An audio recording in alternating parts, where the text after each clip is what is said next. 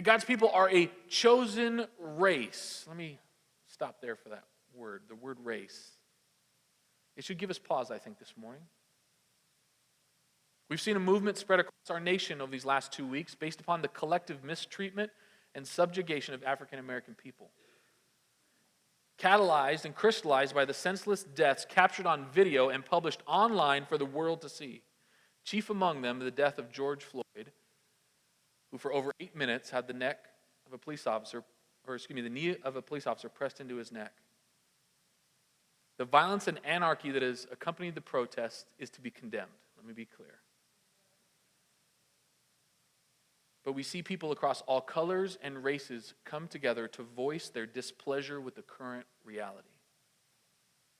And that should give us pause. Because the world recognizing right now that something is broken in our societal structure.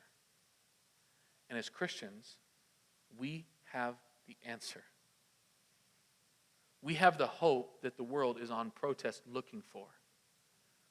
We have the leader that the world needs. His name is Jesus. And he is building and establishing a chosen race that is borderless and boundaryless. We have the hope that the world is crying out for. God is calling people to himself from every tribe, every tongue, and every nation. And one day all barriers to unity and community will be torn down, and we will worship before the throne of God as one people. Our unity will be rooted in the work of Jesus Christ.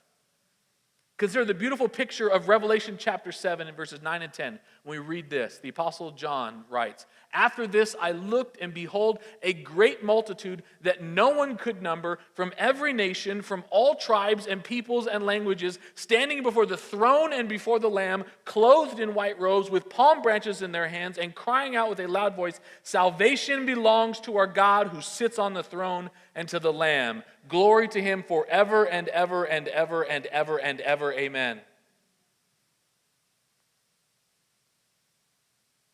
We have the answer. And if we will commit to be people of good news and good works,